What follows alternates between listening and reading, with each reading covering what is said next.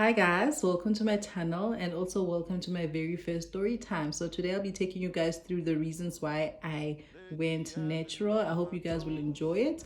And if you do, don't forget to like, share, comment, and also subscribe to my channel. Spoiler alert, the reason why I went for the big chop is because of a man. Sips. No, obviously I'm kidding. Cool, let's try this thing again. So if you guys think that one day I took a pair of scissors and cut my hair off because of a man, then you guys are partially correct because that was also part of the reasons. But there's a reason why this video is called reasons, plural, because it wasn't just one, and that was not even the main reason. It was a build-up of a lot of reasons. It was a build-up of so many things that I had gone through in my life that sort of changed the way I viewed life, changed the way I view certain people in my family, people around me, my friends, even my relationships. So it was quite a pivotal moment in my life that I can't place it on one reason. Yeah, cool. So I cut my hair in June 2016, but I feel like the problem started before that. The problems actually started in 2015 when I had to repeat my CTA year. So I'm a CASA by profession, and as you'd have it, you guys know, if you're on the stream or if you've heard your friends tell you, or that CTA is probably the hardest year in our CA careers, and I was doing that year for the second time, right? And that just meant that life was no longer the same in terms of money because I had now lost my bursary, and I just didn't know where to get the funds from. My parents weren't in a position to actually settle my fees at the time, and a lot of stuff was happening at home. I remember I finished writing my final exams in November, the first week of November, and I think the results were due to come out towards the end of November, so around the 20th, 23rd, around there. And my parents had separated and my grandmother was sick, so my mom left home to go stay with her parents, and life was pretty rough. And I think around that time, no one actually had time for me, understandably so though, because my grandmother was very, very sick. And yeah, and just no money. There was no money, And I just remember at the time thinking, this is my big break. If I'm done with this, I can start my life. I apologize in advance because now I'm just gonna give more detail around the exam results and whatnot, right? So in the first year, in 2014, when I did CTA for the first time, I had a sub towards the end of the year, right? And if you have a sub and you haven't paid your fees, then they'll let you know that you have a sub. Therefore, you need to go study for the exam and go write, right? But even if you didn't pay your fees. But if you don't have a sub, it's either you failed straight or you passed clean, So in 2015, I did not have a sub. So when the results came out, I didn't know whether I had passed clean or I just failed straight. So there was that uncertainty, and I was terrified. So just by mere fact of me having repeated the year, everyone sort of like expected that I had passed, and that's not necessarily true because I don't know if you guys know, people have done CTA more than twice, more than 3 times. It's just one of those years. It's a beast. It's a beast year. It's just one of those years. So I wasn't like completely confident that I had nailed it, and that's when I started now thinking like, yo, but I think I did well here. I think that didn't go so well, but I just had all these now thoughts and started calculating marks in my head, started trying to remember back to when I was writing the exams, how I felt about this question, how I felt about that question. And I don't know how many people do it. When I'm writing an exam, I'm already calculating how many marks I think I'm gonna get. It's just a habit, and I don't know I don't know who else does this, but I know I do. And once I'm done, I'll even take the question paper and just see and try and count. I hope I got 2 out of 3 here, or so I started doing that. I started calculating, and I drove myself insane doing that, because none of that could actually tell me how I did. None of it could tell me whether I passed or not. And at that time, it was just a matter of you're not actually sitting on any fence. There's no SAP. It's either you passed or you failed. So I had that going on, and I was just so uncertain. I was so uncertain about life, about the future, about stability, about life at home, about my grandmother's, it was just too much for me to handle. And then on top of that, I still had to study for my first board exam, which I was supposed to write in Jan, which I did write actually. But I wasn't prepared for it. I wasn't prepared for the exam because I couldn't bring myself to study. I did not have the motivation. I did not have the discipline. I was just so uncertain and unsure about myself. Everything negative you can think of, I had that. I was on the verge of giving up on something that I didn't even know whether I got it or not, and my employer was calling me daily trying to figure out whether I'm joining them or not, because they needed to get my results. And I also didn't know my results. I couldn't even confidently tell them that, yay, I am joining you. Come dark or blue waters, I'm there, And I was just there, not knowing what's going on, and my mom was trying everything in her power to make sure I get the funds to settle my fees and to get my results and get out of that university, And eventually things started looking up in Jan. I remember we settled the fees on the 7th of Jan, and my employer was like, on the 8th, if we don't have your results, unfortunately, you're going to have to join us next year. So I was like, what am I going to do this whole year? Honestly, guys. So I was just like, yeah, it was just a between life and death situation, literally, for me, because I was just like done. I was done, and there was no other way. It was just so bad. And I got my results in Jan. On the 8th of Jan, I went to my employer to get my admin sorted, so that was fine. I passed. Whew.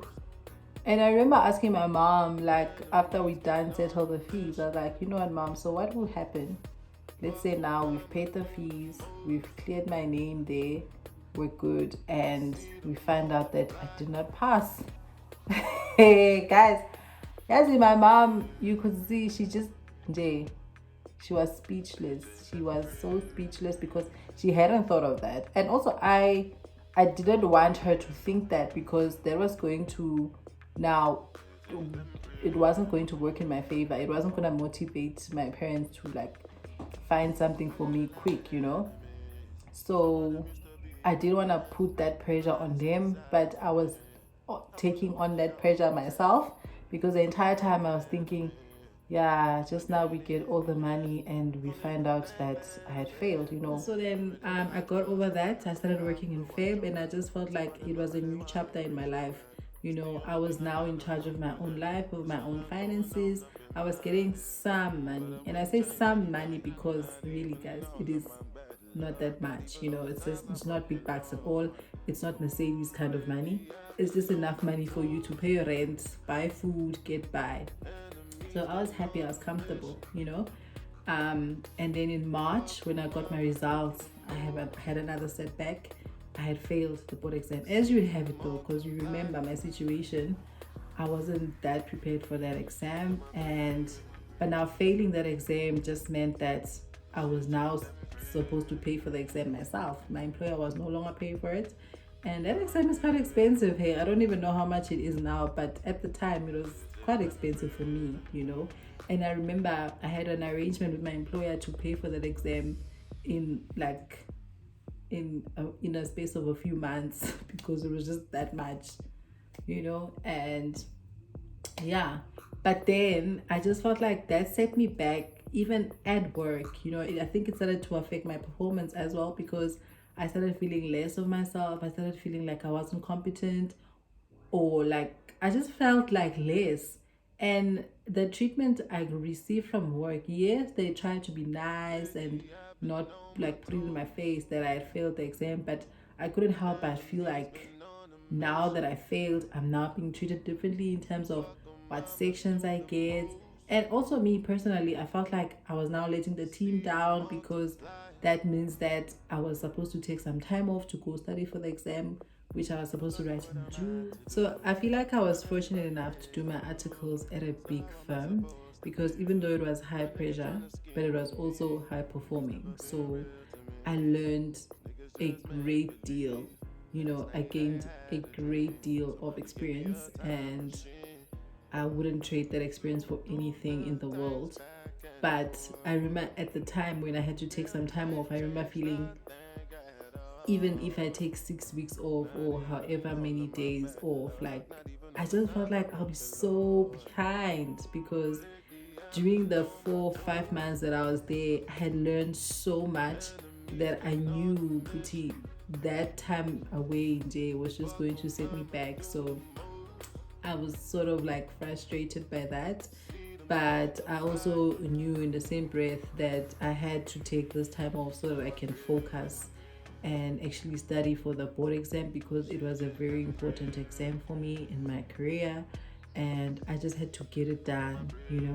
So I took the time off. I went off to study. So I did mention that a boy was also one of the reasons I get, and that's because on the relationship front, things weren't going well with my relationship at the time. Yeah, and it was a hard one because it wasn't one of those situations where you can confidently say mang mang cheated or mang mang did this or distance or this or that. It was one of those situations where you couldn't actually pinpoint the reason why things weren't working out, but things weren't working out and we were trying to like talk things through or communicate, but things weren't okay for a very long time. And it was sad because that was actually a great relationship, and I was with like the most amazing guy, and I had been in that relationship for a very long time. I'm not gonna say how long because I know you guys will now calculate, but this doesn't make. It was just a very long time. So those who are close to me know how long, and yeah, and I think I will just leave it at that. So in the relationship, unfortunately, I felt like it had to end because I also felt like it had ended a long time ago before then. It was just a matter of now putting the nail on the coffin. So we had to go through that, and to be honest, I didn't break up with the guy and then cut my hair. I cut my hair before I broke up with the guy. But in my head, I think I had already decided that this is the end. And what I struggled to deal with a lot in that situation was the fact that I felt like I was giving up on something. I just felt like I should have tried hard enough. I just felt like I was giving up on something so great over something that I can't even put into words. And the fact that I couldn't even explain it to anyone, I couldn't explain it to my friends, even the breakup itself. If there were like breakup scripts somewhere saved in the internet, you wouldn't be able to make sense out of it.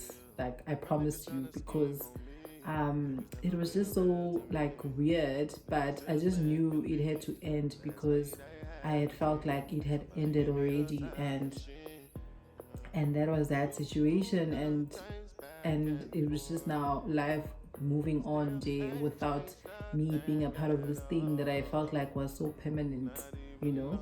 So I had to let go of that, and I think those are that's why a breakup or a boy is part of the reasons why I cut my hair. So on the morning that I actually cut my hair in June, right, I woke up and I undid my braids, and I think it was about 3 days or 4 days away from me writing that exam, and I was just feeling sort of like stressed and anxious about normal. I think that was normal because it's an exam and obviously I wanna nail it. and there's also that added pressure that I just paid for this exam myself. I don't want to pay for this exam again. And also I took time off from work, and I'm already feeling like I'm behind, so I don't want to take any more time. Yeah, but so I was just feeling a bit stressed. Yeah, but so, and then with my hair, I just didn't look cute. It just didn't look nice at all, and I was just like so confused. I didn't know what to do with my hair. I did not have any desire for any hairstyle. I just didn't feel like going to the salon, because I also felt like I'm just gonna be wasting time going to the salon. I should be using that time to actually study, yeah, one of these last few days.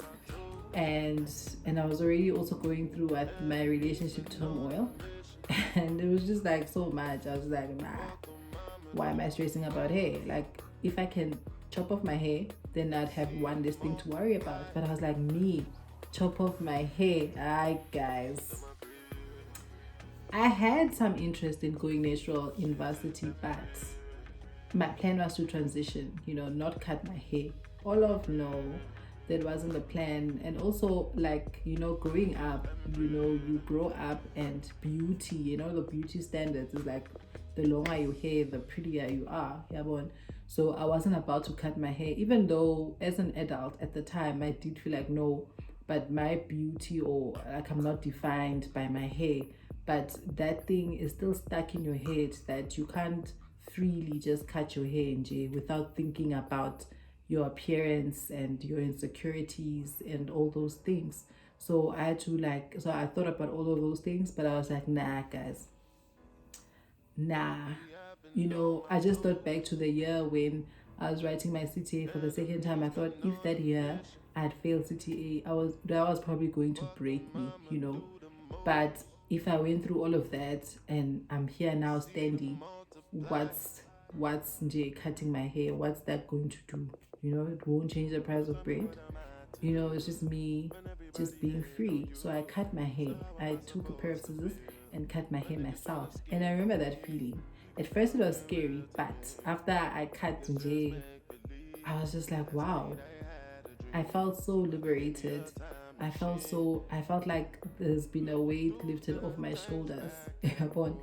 And I just felt like, if I can let go of hair, which grows anyway, then I can let go of so many other things that are actually tying me down, like in my head, mental. Yeah, but so I just thought, what, if I can do this, then I can do anything. And I cut my hair.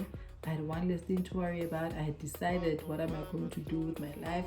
And I was also now very focused on this exam, because now I had no hair to worry about.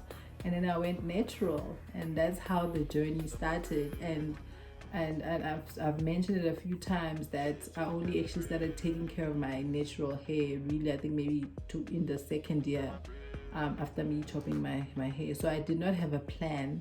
And then that's when I started doing my research, and that's when I started actually taking care of my hair, which was probably the second year of my natural hair journey. And yeah, so that's my story. I hope you guys enjoyed it. And if you have questions or any comments or whatever, even on the things that I've spoken about, like CTA stuff or boyfriend, no, not boyfriend stuff, and yeah, other things, you guys can ask me. And yeah, let's engage, let's interact. And yeah, thank you so much for watching. See you on my next video. Bye.